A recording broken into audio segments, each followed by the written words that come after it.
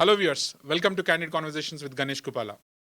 You've been hearing me speaking to a lot of leaders across the country, and continuing that, it's election season in UK right now, and continuing that conversations, I'm today bringing one more important leader of East London.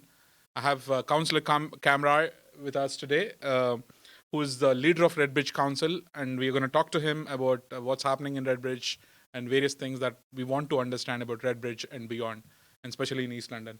Welcome to the studio, Cam. Thank you so much for taking your time. Thanks for having me, Ganesh. I know you're very busy. So, Cam, first of all, congratulations. I think Redbridge is listed as one of the top efficient performing councils in London. It's not an easy task. So I'll start with that. But before I get to the details of politics and all that stuff, can I get a quick intro of you, who you are? People may know you as a leader of the council, but if you want to quickly give us a little more flavor of like your beginnings and all that stuff. So I'm an East London boy. I'm born and bred in East London. Yeah. First, as a kid, I was in Newham, so across on the other side of the A406, and then as I was growing, we moved to Redbridge. Educated here. I went to school here. My sister and brother are here. My extended family as well, uncles and aunts and cousins are local. And then I'm bringing up my own family here as well in Redbridge. So I've got 3 daughters. 2 are working, just started work, and the youngest is still at school. Amazing. And when did you choose politics as a career? How did that come in? You're a finance person. Yeah. So you worked in finance industry. Yeah, so how did politics happen to you? So my career has been in financial advice, and before that I was working in retail as well. It was out of, I suppose, a little bit of frustration, a bit like all of us when we sit at home and we have concerns about the area that we live in and how we can make a difference. So I was an active member of the Labour Party, and I was encouraged to stand. The person who told me to stand, he lied. He told me it's a few hours a week, but as you know, it's 24/7. If you're passionate about what you want to do, if you want to make a difference, it becomes all you do almost. If you're not talking about it, you're thinking about it, and if you're not thinking about it, you're reading about it. So there's always an element of you that's always part of every day of the week. You're a councillor. So I never liked being called a politician, to be honest. Because I thought of myself, and I do think of myself as a member of the public who has been elected to be their councillor. That's amazing. So that was interesting. Somebody asked you to join politics, as in like becoming a councillor. Who was it? Like, was it your mentor? So it was a mixture. So one was my father-in-law. He encouraged me. Because he's always had an interest in politics. And he encouraged me to stand. And then another was a local councillor who's now retired. And he was the one who told me it's only a couple of hours a week. And a few meetings. But I'm glad I did it. I'm still glad that we did it. I think it's a good thing to try and serve your community and to do your best. And as long as you come in with the right intention, you go in there to think that you want to serve everybody and the whole community and to bring them together, then you're doing it for the right reasons. Brilliant. So you started as a councillor. Yeah. But then you went on to become a cabinet. And then a couple of years back, you picked up being the leader of the council, which is probably a lot of responsibility. Do you want to quickly tell me the journey, how it looks like, where you started from now? Yeah. So, I joined. I became a cabinet. I was a councillor. So I was first few months. You're trying to find your feet to understand what to do and how to do it. And like everybody sitting at home, you think you know how you can do it straight away. You think you understand how to fix things, but you find out quite quickly that it's not as easy as you think it is, and there's a lot of hurdles in the way. But quite quickly, within a matter of months, for unfortunate reasons for one of my colleagues who was a little unwell at the time, I was asked to join the cabinet and take over the role of the cabinet member for finance. And so like the first message I got was from a resident who emailed me, said congratulations for being the cabinet member for finance. He also said, but you've got the poison chalice because at the time and still, but particularly at that time in the UK, we were seeing austerity. So we were seeing cuts of funding, local government, to all different kinds of public bodies. And so he looked at it as like, well, you've got a big challenge in front of you. And then for a number of years after that, I was also the deputy leader for about 6 years now. I was the deputy leader of the council as well, and then in 2024 I became the leader of the council. And you took it from Jazz. Yeah. So Jazz moved on to be an MP, and Yeah. then I put myself forward to our group, and fortunately they selected me to be their leader. But did you think you were ready by then? Like, because Redbridge is such a vibrant community, right? I mean, when you look at, I think it's one of those boroughs, like most of the East London boroughs are like that. Like, you have tremendous amount of diversity. So many people from across the globe lives here. I think there are 200 dialects that have been spoken in Redbridge, close to. So how's your view, like when you're being asked to do this? Did you think it was really big, or can I do this, or something like that? So I wouldn't say that I ever had like long-term aspirations to do this. I enjoy being part of a team, because it's that team that tries to make our place a little bit better. Yeah. But I didn't feel daunted about being the leader, because like if I look at my phone, if I go through my phone looks like our borough. It's got the names. If you read the names, they've got the names from people from South Asian to African names to European names to UK names. Yeah. People from all over the world are in this phone, because that's what the borough looks like. It's a borough that's reflective of what London looks like, very diverse, but it's also a borough where most people get on. So I didn't feel, in that respect, I didn't feel daunted about taking the role on.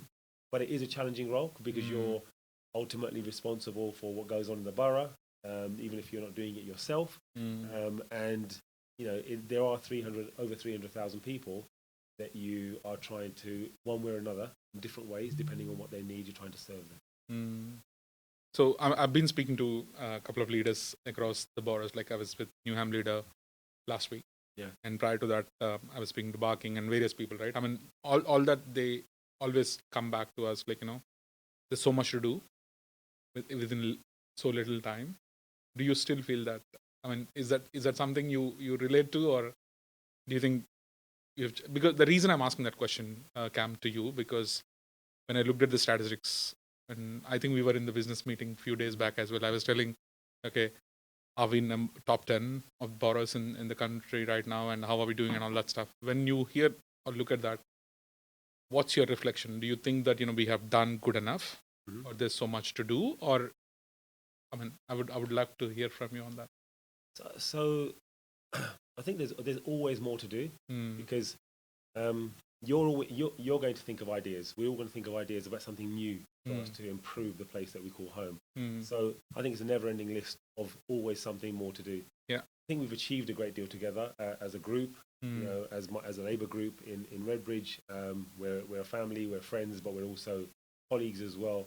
And so we've achieved a great deal in delivery of our manifesto, of the things that we've promised to our residents. But we also know that there's a lot more to do. Yeah. Because it's quite, the truth of it is, it's quite fragile. Everything you try to deliver and everything you try to bring, it requires constant leadership. It requires constant monitoring. It requires everybody to be involved. Our public, our residents, our neighbours, for them to be involved as well, because it's not the council doing all the work together. It's about and not doing it to our community. It's about working with them to deliver on their priorities. So there will always be a constant list of things to do. And sometimes, yes, it feels like there's so much to do. But that's why you have colleagues, you have people in the cabinet who you can share the load with as well. But when you are leader, then you do.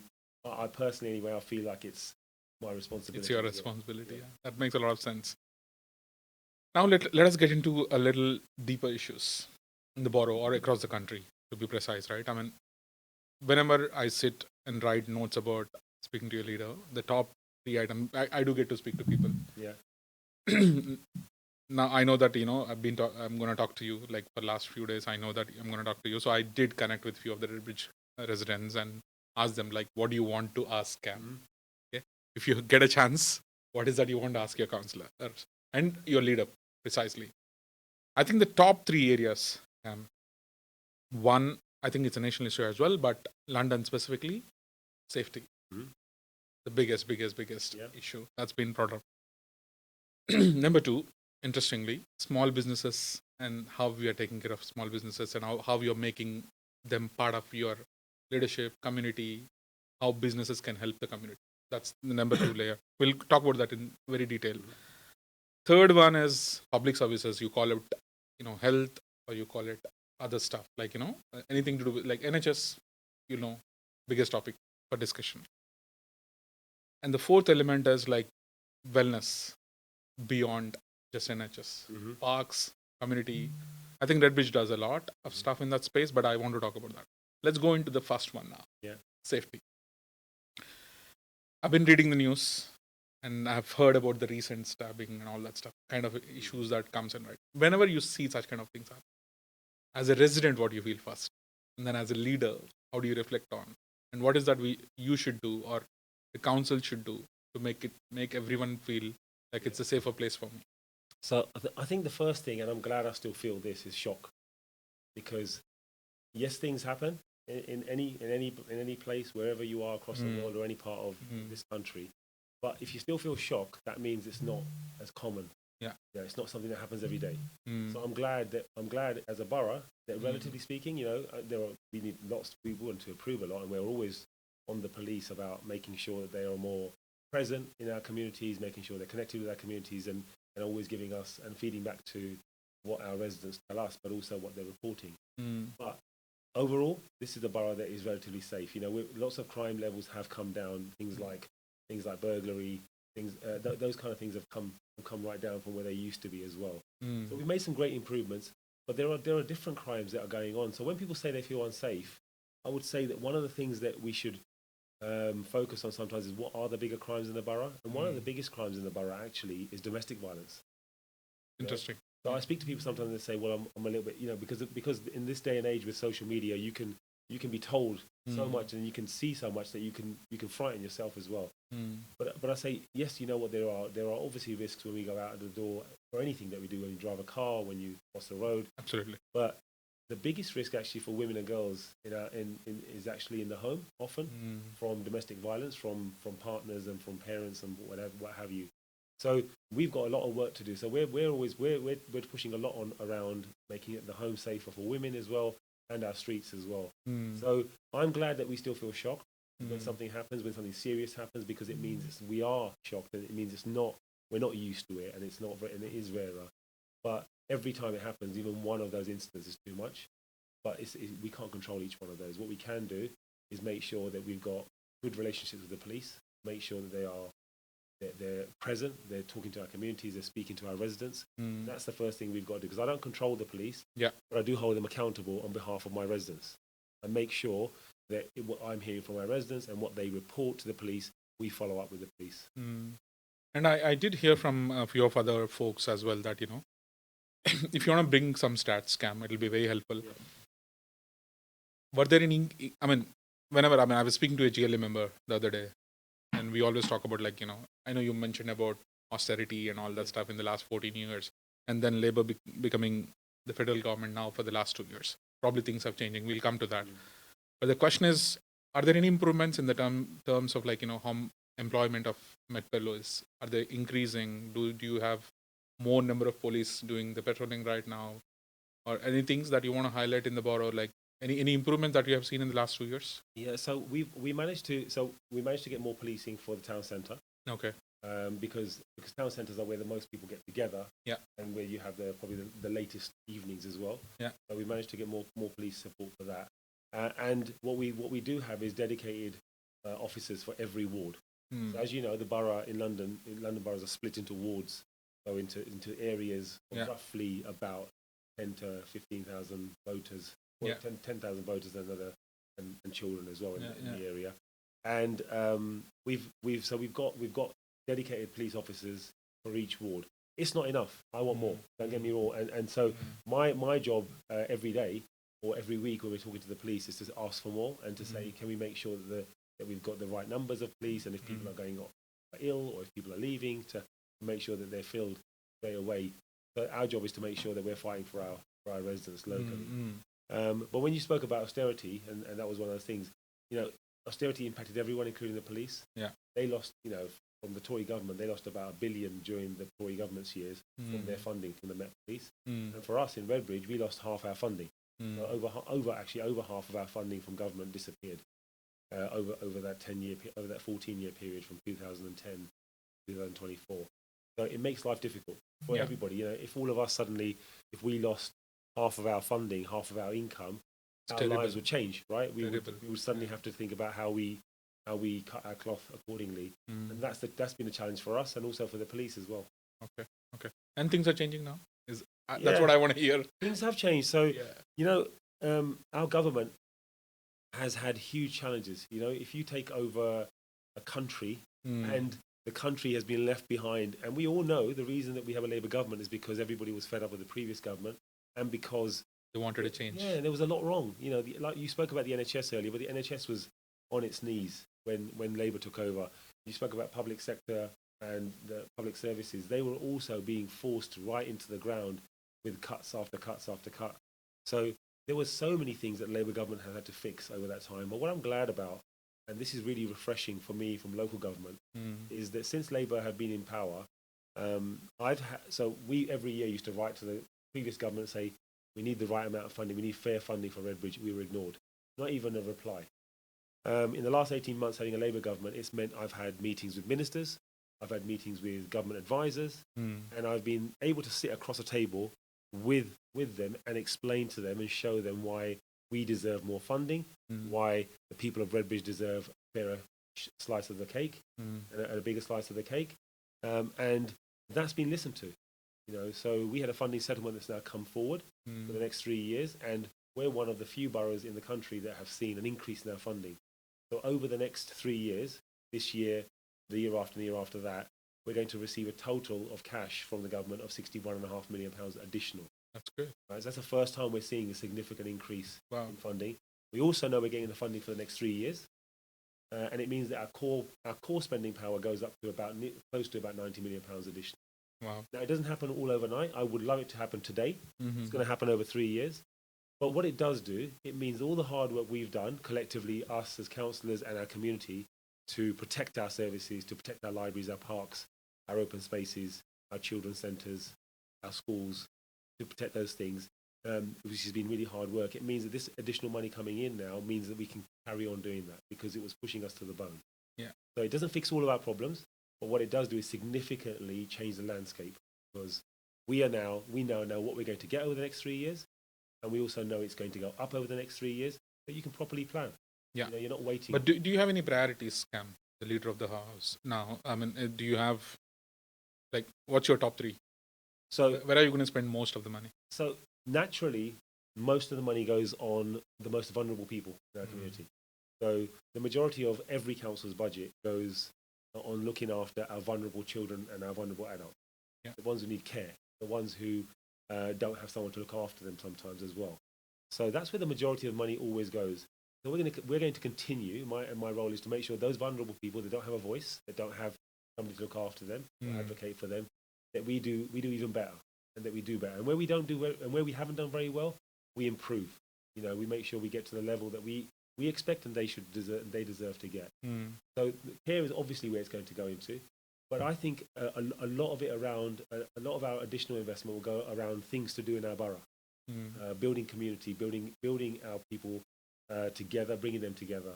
So around our leisure, around our culture, around our green spaces, to just lift them again, because they're very good. We've got 9 green flag parks. Yeah. 2 of our parks are voted in the top 10 nationally.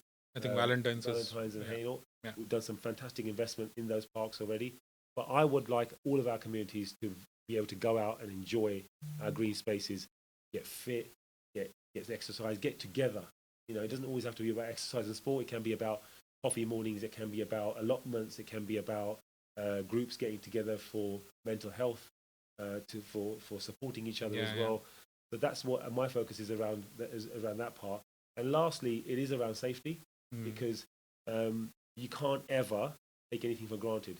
I'm glad that the crime figures are falling overall in Redbridge. I'm glad that, you know, we are relatively a safe borough, but it's not good enough for me. It's not good enough for my family. It's not good enough for my neighbours as well. So for me, it's really important that we lift it again. So we were one of the first boroughs in London to put in ANPR cameras. Okay. So they are cameras that read your number plate. Yeah. So when you're driving around Redbridge, whether you like it or not, we're reading your number plate. And so it's all around the borough in different places. So if a car of interest or a person of interest is driving around, we can see that. And we're also investing in facial recognition work with the police. So are you going to increase the CCTV cameras more, or I know you talked about the latest technology, So are you trying to connect with any of these AI booming tech firms?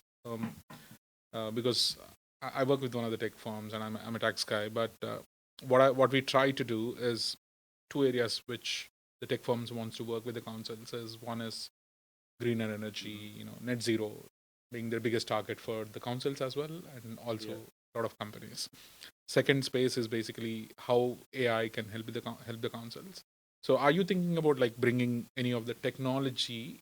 Because considering now your next generation, like all the teens are going to be adults in the next 5 years. Tremendous number of changes are going to see by everyone across the globe. So how are we as a borough prepared for it? So I think while there are risks and dangers and people worry about AI as well, there's huge possibilities with AI. We're just kind of scratching the surface right now. Because as we speak, AI is improving. Now. And so I'll give you an example of some of the stuff we've looked at. So we looked at how we could put small cameras on our waste vehicles, and AI can sense and even tell you if there's potholes and report them immediately. And AI can say if there's a road sign missing, and it can report it immediately. The other thing it can do as well is, let's say you were somebody that was interacting with the council, then AI can start to kind of manufacture a picture of you from everything we know about you, and then also understand what risks there are for this person. If somebody's coming to us and they need our help for housing, or for council tax, or for whatever it might be, then you can start to generate a proper picture for this person to understand what's the next potential risk for this person. How can we help before it becomes a fatal problem, before it becomes something that becomes a crisis for that family. So there's a lot that we can start doing with it. And we are starting to do that with a lot of our modernisation work, and so that people can interact with the council when they want to interact, not 9 to 5, Monday to Friday, which has gone, by the way. But now, if you want to pay your council tax bill, you can do it while you're walking the station. If you want to, drop an email to the council, you can do that quite quickly as well. It's not, absolutely. So we need to make it even easier for people, for our communities, for our residents to speak to the council in the way they want to. So that includes face-to-face and talking, but actually, often, I just want to send this message to somebody. I want to make sure it gets to the right place.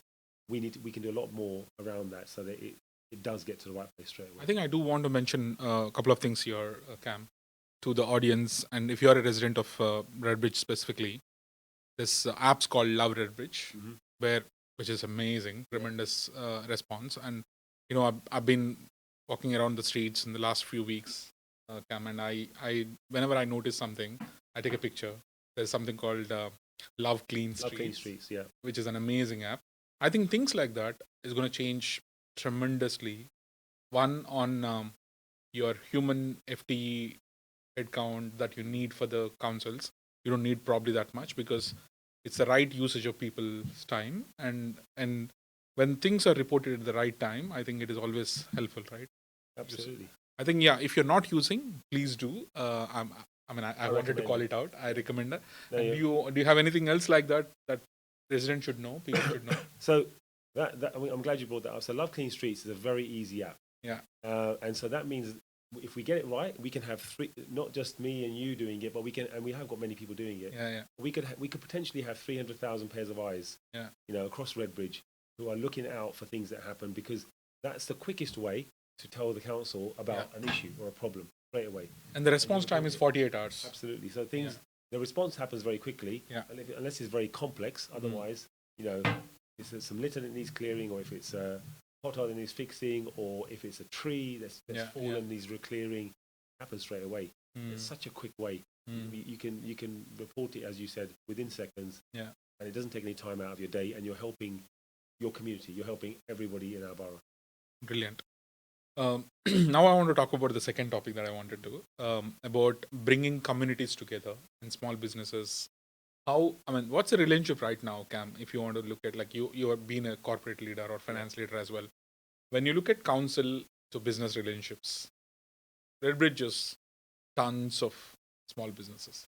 Ilford Lane, High Yeah. Streets, Cadbury, or any area. Like you go to all these number of, spaces or wards you have in Redbridge. You have tremendous amount of local small businesses. Is there anything like how is Redbridge Council's relationship with the small businesses, and how do you think small business can help council? Like, what is the Mhm. best way to kind of build the relationship so that all this like we were talking about, how each person or each resident can become part of the community Yeah. building, and how small businesses can help you. That's a really good question. So our borough, Redbridge is a place where we've got some really smart people. We've got some amazing people who want to start businesses. Yeah. They're very enterprising. Our borough has so many small micro businesses that start there and then move on as well. So for us, we need to improve that relationship. So there's a couple of things we're doing. So yesterday, I was able to visit Queen Victoria House. It's in Barkingside, and it's and we just created a business and enterprise hub. So it'll open up in the next few weeks, and it's an opportunity to for incubator businesses, for people who are starting up, get together and create a workspace as well there, and they get support. So there's a way of starting a business not on your own, because the truth is the people who start a business take risks. Right? They spend their own money. They maybe decide to leave their previous job to start this business. They hire people. They are the risk takers. So we should support them as much as we can. I've heard some parties are talking about nationalising small businesses. Yeah. Some of the smaller parties and more obscure ones. I think there was someone from Your Party talking about nationalising even the coffee shops and even the corner shops and the small businesses. And I think no, that's wrong. How does that make sense? No, it doesn't make any sense at all. I think the person who's just started a business and taken all the risk and hired people, then suddenly we say to them, right, it's not your business. You're going to share it. You're going to give it up to other people. No, I think that we need staff and the people who work in an organisation should have a voice and should have rights. But the person who started that business, taking that risk, they are the ones who took it. Probably didn't pay themselves a salary for a first few months and for a year maybe, and they've taken that big risk. So for us, we're going to be pro-business hugely in Redbridge and to help people. But so yes, to build that relationship better, we need to do that as well. So we're doing that, as I spoke about the enterprise hub. But the other thing we're going to do... Sorry, Cam. One quick thing, because I want people to know about the enterprise hub. It's a new facility. Absolutely. And what are the benefits? Like, I've heard that. I was part of I don't know if you have been to, there was a Connect in Redbridge town hall a few weeks back where small businesses came together and spoke to business chambers and all those people, and also to the council to see how we can help each other kind of conversation. If you want to please highlight few things about the hub that we are talking about. So are you going to get, are people going to get space for lesser price? What is it? How is it going to look like? Are there any benefits specifically for local people? So it's going to develop over time, but what it is right now to start with is there's space that people can lease or rent for a while, so they can be, but not forever. So it's about giving them a reasonable cost to start up, so that's the biggest cost for any business is the startup cost, and then to assist them over time, give them support, from our council's regeneration team, from other services that are available nationally and locally as well and regionally, so that you can have it all in one place. So if you're going to do a training session, or if you want to bring a speaker in, or if you want to get someone who's going to give advice about tax, maybe yourself, right? You can do that in one place, and you can have all those businesses involved in understanding how they can succeed. Because as you know, in the very, very first year or two, a lot of businesses can often fold, and that's the most fragile time. So we're there to support them at that stage. And it's also workspaces as well. So if you've got people that are workspaces, or just a one-person band business as well, they've got a space as well in there. So this is about starting this up properly and letting it grow and letting it develop into something that supports new businesses in our borough as well. How big is the facility now? It's hard to describe now. So it's a large building. It used to be a school. Okay. In many decades ago. Then it became a registry office. Okay. And registrars and birth, deaths and marriages, and now it is the business hub. So it's got a conference room in there. It's got separate kitchens. It's got lots of different offices in there that we're looking right now. So if there are people out there who want to start a new business or who have started one at home but just want to get their premises, come and get in touch with us. I think what I can watch for is I have seen that, and it's in a good location, number one. Number two, it is definitely cheaper than if you want to rent outside. So there are a lot of things that will help you do that. I think I would recommend, if you are a resident or if you're a small business, do go there. Now let's get into the public services, right? Probably a difficult subject to talk about. So what's your view on NHS, Cam? I know there are a lot of problems. All of us face problems with NHS. It's about appointment times. It's about like response. It's about, again, number of staff and all the various things, right? What's your view? In Redbridge, you have brilliant hospitals, huge ones, right? So what's your view? How you have been doing it, and do you have any plan for the next few years? Is there anything that council can impact on this at all, or is it more national?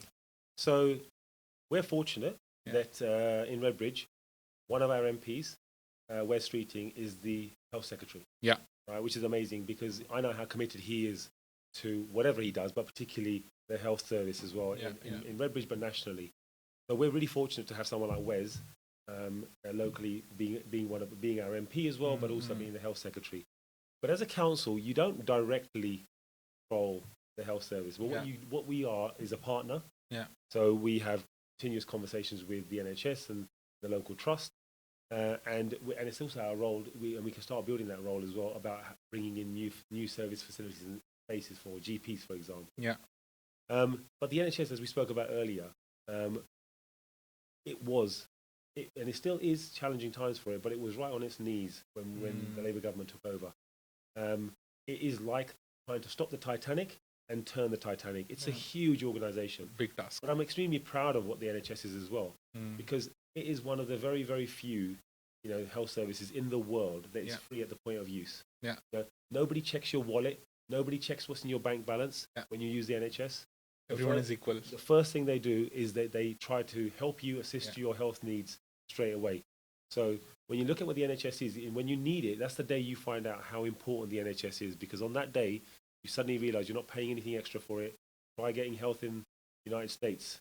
Good luck with that. I remember my daughter had a small injury on her toe when she went to visit her aunt in America, and it cost us a bit of an arm and a leg, but a toe and a foot. But it cost money straight away. It's the first thing they were asking about.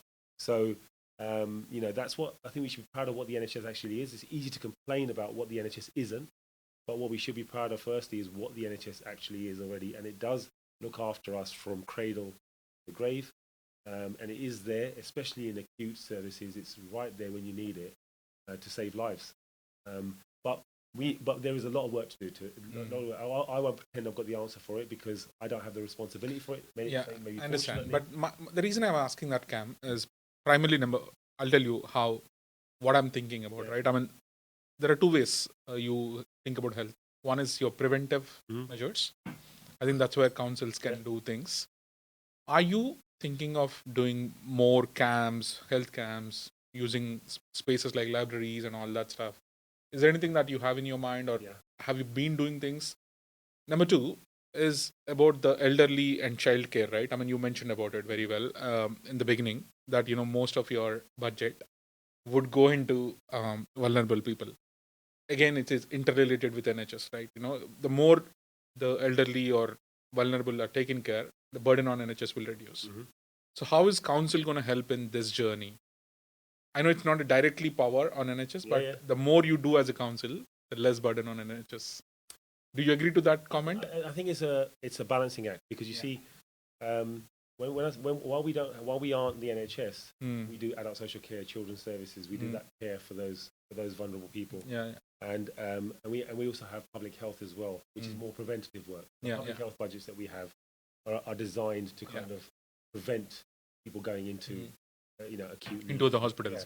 So there is a challenge sometimes, because sometimes the NHS wants to release somebody from the NHS and put them into care and care in their home or care in their community, and the council will often be saying, well, is this person ready to have this care at home? But there's always that kind of that between the hospital and being looked after in social care, a slight grey area.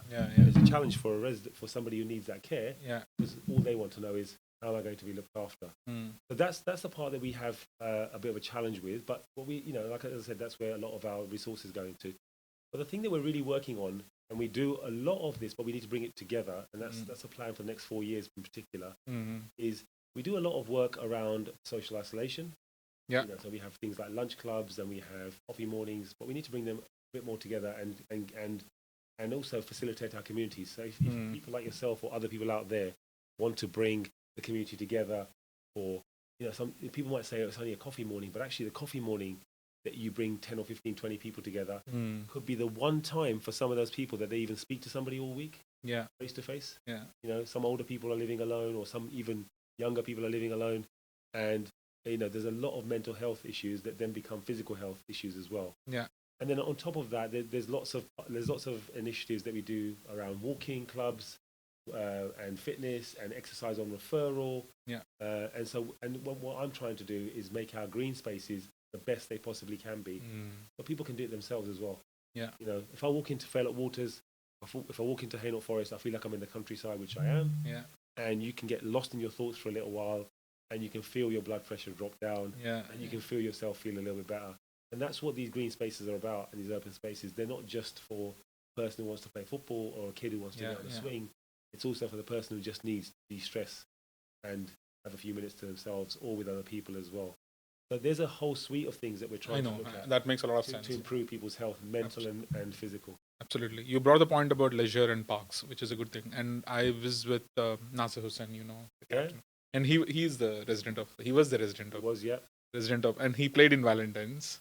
And he always talks about Valentine's Park and how it contributed to his life. My question on that is, you have this huge facilities that you have, like Valentine's is one of the biggest parks in the country. Do you think enough of budgets are given from the national side to the councils to maintain the green spaces? Or do you see a challenge? And is after the government change, Labour, how are your negotiations with the government? Is that, I know you mentioned about it on a broad scale, but I want to understand on the wellness and parks and leisure space. Is there a better investment now, or is there a view from the national government, and what are you hearing on that? I think historically people look at parks and open spaces as a bit of a, not people but governments have looked at them as a kind of non-statutory kind of luxury item. Not luxury item, but you know what I mean. Not that governments haven't always looked at them as a priority. I think that we've got a government right now that understands all the benefits of green spaces, of leisure, of arts, of the culture, because they fulfill, they fill the soul and they improve your mind and your health and well-being, and it's preventative, isn't it? If people feel better, if more people can feel better, if more people can do more exercise, if more people can do social interaction with other people, then it's a fact that their health will be better. And if their health is better, then that means there's less of a demand on the NHS, selfishly, if you want to do that. But for us in Redbridge, what we've done is, so we invested in our parks. We are investing in them. We've got 9 green flag parks. So that's a rating that you get from Green Flag that your parks are in a good condition. 2 of our parks, as we mentioned earlier on, are nationally ranked 1 and 2 in the top 10, with Hainault Forest and Valentine's as well. And we've increased the size of them. So Fairlock Waters, we've taken quarry land and other land around there and doubled its size, adding 225 acres. And then we went and begged and borrowed. We went to Heritage Lottery funding, and we spoke to them about our vision for Hainault Forest, about saving some barns and saving some space and creating disabled access. And they gave us £6 million a few years ago. And that culminated in an investment that finished previous year, in 2024, which meant we've got this whole new facility in Hainault Forest. But because we know how important it is for people, we know how important it was for our local community. They told us how important it was when they went there. But we're investing in the leisure side, free things to do, some things to pay for as well, but a blend. So again, we're doing that with leisure centres. Wanstead Pool, Wanstead Leisure Centre will open by the end of this spring, early summer, and we will have another swimming pool, and we're refurbishing right now for World Cross. So we'll have another swimming pool in the east and the west and the north and the south of the borough. We will have swimming facilities for everybody in our borough, and easy to get to, walking distance for us. Sounds exciting, and that does get me into the next question very comfortably, which is about youth and your younger generation, a lot of people, and the schools, right? So how is Redbridge placed in terms of schools? I again I looked at statistics. 96% of Redbridge schools are either good or outstanding, Yeah. and you know we have grammar school and a lot of other stuff. So what's your view in terms of schools and how the young people are doing? What's the investment like? There are two areas, right? One is giving good education and great facilities. That's number one. Number two is employment connected to it. Yeah. So what's your view on this two? And how is Redbridge performing on that? Yeah. So our schools, we spoke of the rankings. 96% are good and outstanding. That's a really good place to be. But I want to get the other two Other schools four, and get them up to that, get that 100% good and outstanding. Because I think every child in our borough deserves to have a great education, and they do. Largely in our borough, we our children, our parents, the teachers together, they produce some amazing results for our children at GCSE level and at A level, and they go on to do amazing things going into university and apprenticeships. But what we need to understand is, and this is the work that we're doing as part of our manifesto for the next few years as well, is creating jobs for that 16 to 21-year-old. Yeah. That kind of person who's about to leave school or will leave school or comes back from university or higher education. And so we're looking at a whole gamut of area of jobs and skills that we're going to bring in so that the people don't have to leave to go and learn that elsewhere. They can do that in their borough. They can work in their borough. And it's changing. We went through a whole period where everybody thought they had to go to university. But now we're going through a period now where people are seeing that apprenticeships are really viable and a really vibrant way and a lower cost way for many people as well to get a lot of benefits as well. I was with Workwhile, one of the NGO, last week, and they work with small businesses and apprenticeships, right? I mean, the amount of training that has been provided, there's 18 to 22 months free training, which is budgeted by the national governments and all that stuff. I think, that needs to be, there should be more awareness, Cam. You think schools are talking about it? So one thing I'm really proud of is we had a teacher in Redbridge who approached us about 6 years ago. Okay.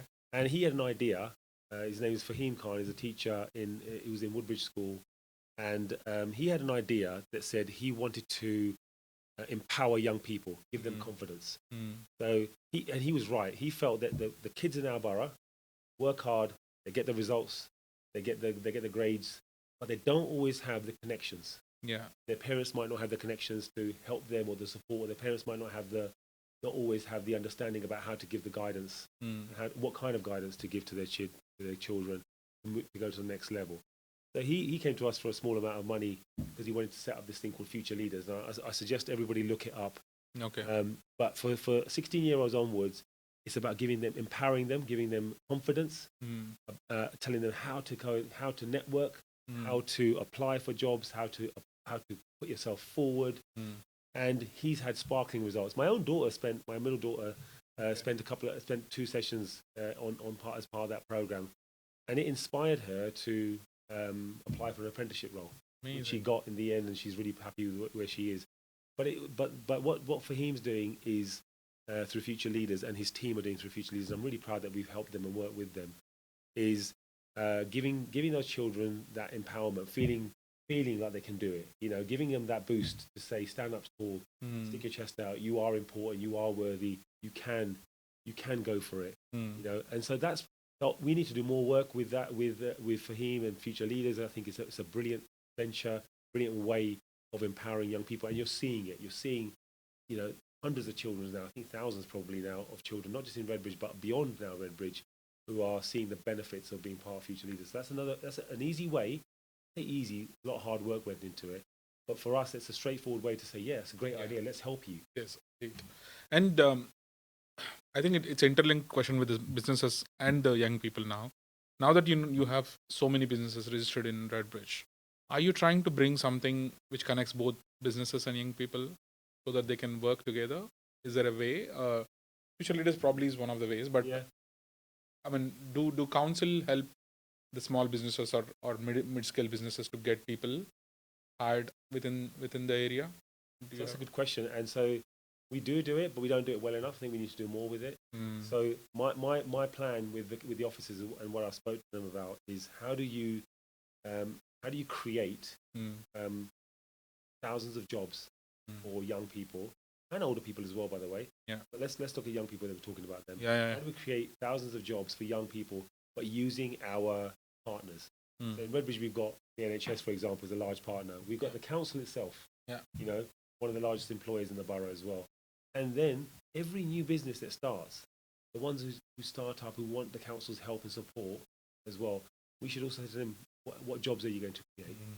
What will you create for local people? We Yeah. want you to not just hire, we want you to hire locally. Yeah. And so if we do that kind of partnership work every year, every day, every month with the different businesses, we'll create jobs just from that, Absolutely. that part of it. And they'll get people who are committed to the area. Yeah. You know, you've got a business and you've got a local person working for you. You know, The best thing to happen. absolutely. Right? Yeah. And they'll probably know lots of people locally who will come and use your business Absolutely. and whatever the facilities are you're trading. Absolutely. And Cam, you're very friendly in general, and you do connect with a lot of people, right? So I'm just curious to ask this question. This is my personal question. So, in a day where you meet so many people, Yeah. what's the most asked difficult question by people to you? Like you would have met 20 people in a day. Mhm. Like a lot of people talk about different things. What makes it a difficult question for you, number one, and what's the commonly asked difficult question? I think a difficult question will probably be from somebody who's struggling with housing. I think Cost of living also. cost of living to some extent. Housing. Yeah. Okay. Housing is probably the cost of living. It's a difficult thing for us to. We don't have a facility to give out money to everybody. Yeah. But we can help. Yeah. We can give advice. But I think housing is probably the toughest challenge for anyone. Mm. If we, for all of us who've got homes, we should count our blessing about how easy it is, because we can get oblivious to it. I did it myself as well. But when you meet people who are struggling to put a roof over their head, to pay the rent, when you meet people whose children are in one school, and then because for whatever reason the landlord has evicted them, or they couldn't pay the rent, or whatever it is, and they've had to move, the impact on that child. Imagine that. Imagine you're in the GCSE very year, difficult. you're in an A-level year, whichever year it is, they're all important, and you're having to move. And as a child, you're losing friends sometimes because you're moving. That impact is quite devastating, and to a household and to a family unit as well. You can imagine how much conflict it can cause them as well, the pressure on each other. And so the hardest thing for me is when you know there are families that are struggling to put a roof over their head, Mm-hmm. and we don't have enough council housing for it. Because for years, government in the past wouldn't invest in housing and council housing. And that's probably the toughest thing, because you can see the impact on it. We've done what we can. So I'm really proud that over the last 3.5 years, we've built another 600 council homes. And I urge people, whenever people say, "Oh, we don't want any more council homes, or we don't want any more housing," go and speak to the people who are struggling. Needs it. Yeah. I remember speaking to one lady recently, and I went to her house, her new flat, council flat, 3 bedrooms, for her 2 children, I think 2 or 3 children, and her husband and herself. And she said, for the first time in 4 years, her husband and her weren't sleeping on the floor in the lounge. Wow. And I walked into the house, and she was so proud of her home, what it looked like, and the joy. She said that I was depressed. I was upset. I was probably argumentative in my household, but getting that house, getting that place, the place they can call home, not worrying about being evicted. Imagine the difference between having the constant worry of never knowing if you're going to get evicted, when you're going to have to leave, or if you can afford to stay there, versus knowing the roof over your head is yours and that you can rely on it, and now you can plan your future and you can be part of the community. And I think the days like that would probably give you a purpose of becoming a politician, or if you can bring that impact.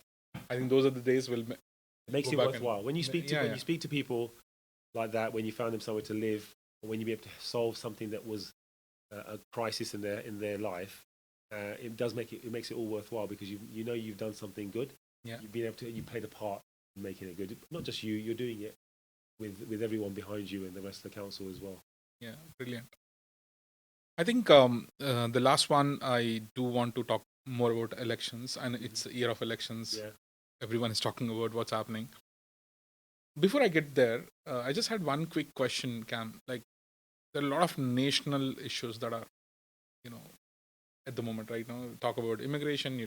When a lot of parties booming up, and Nigel is picking up, is what everyone is saying, and there's so much. I mean, Green, Lib Dems, and all this stuff. So, how do you see your national picture at the moment for Labour? And then we'll come to the local. But yeah, what's your view on the national picture at the moment? I think what we've got, not just in this country, but we've got in across the world actually, and it's growing, and it's not a good thing. Yeah. Is that we have people who are running parties or in charge of parties or speaking for parties and groups who give a really simple answer to things that are really complex. I understand that people are impatient because, as I said, 14, 15 years of a Tory government has decimated lots of services, and it's changed lives, and actually the worst thing that they do, the Tories do it and Reform do it, and some of the other extreme parties do it as well on the left, is that they put people against each other. Yeah, they make divisive politics. Yeah, they're putting divisive politics. They're finding you someone to blame. Yeah, and what we have to remember is it's not your neighbour that's the cause of the difficulty in your life, and it's not the person across the road. It's the system, and it's also our underinvestment into our local communities.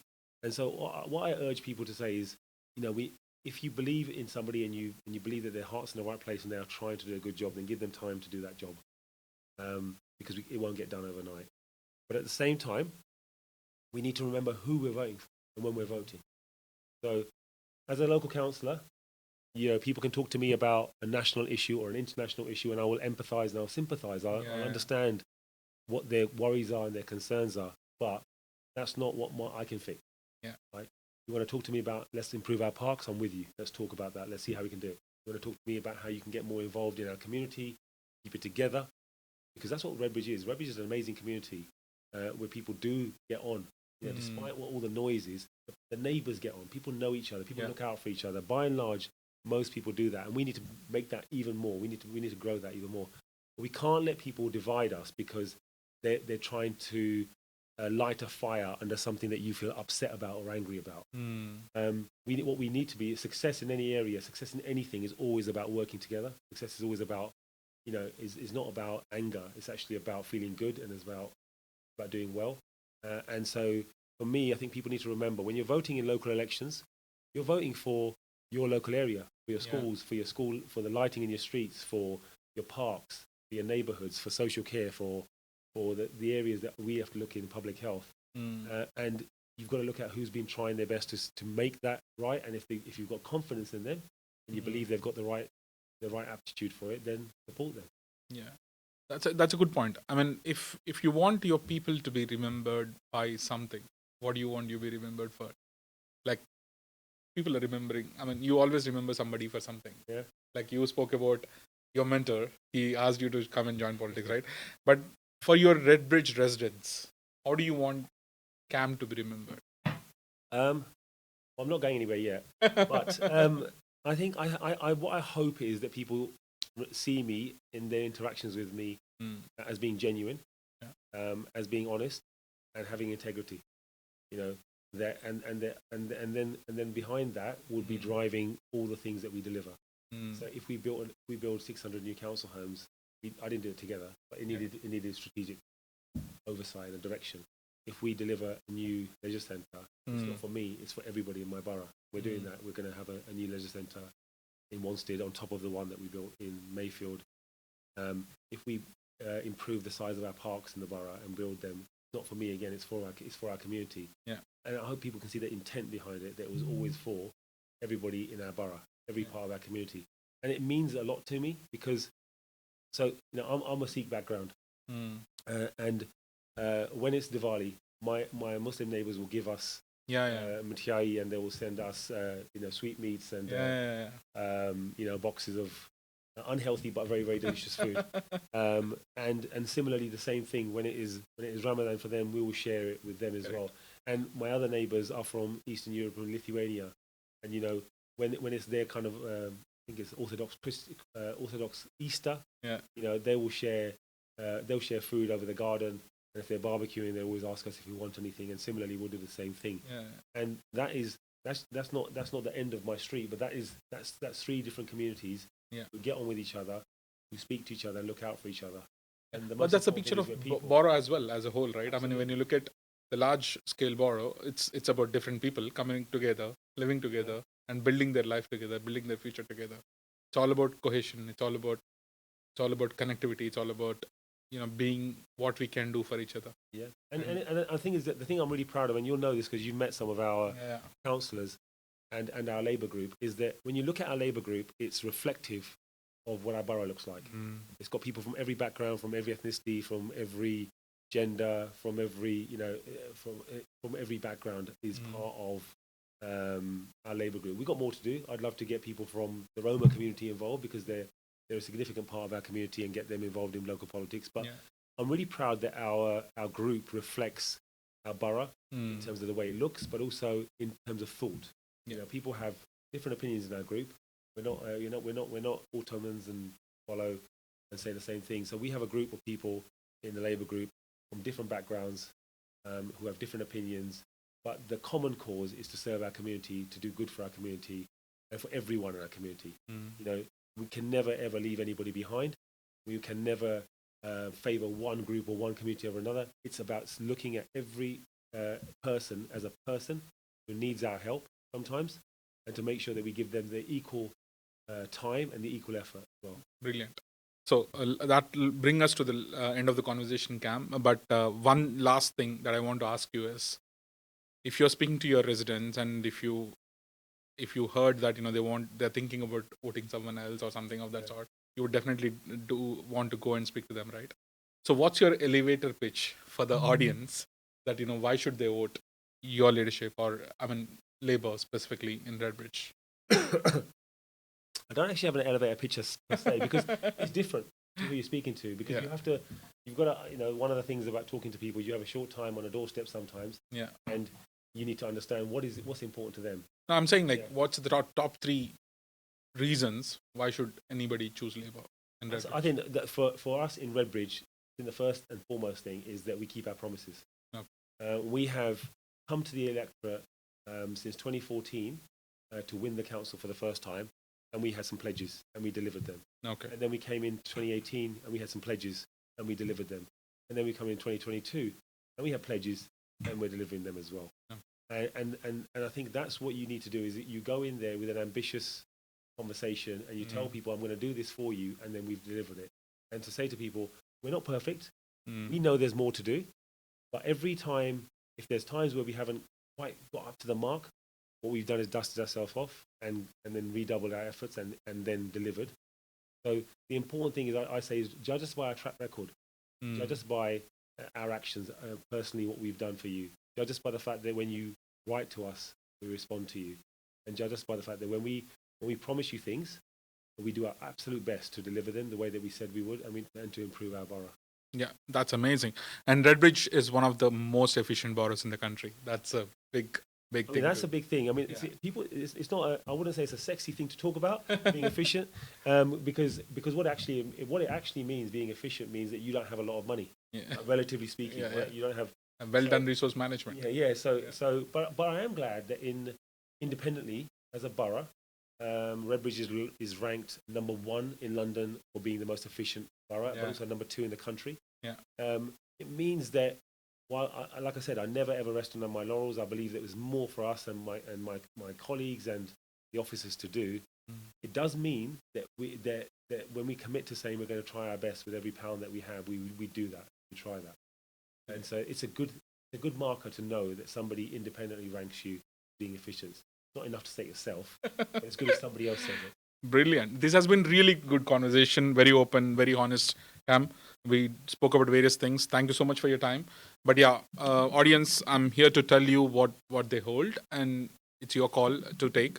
But thank you so much, Cam, for your time and Thank you for having me. for the conversation. I think it's going to be all the best for the elections.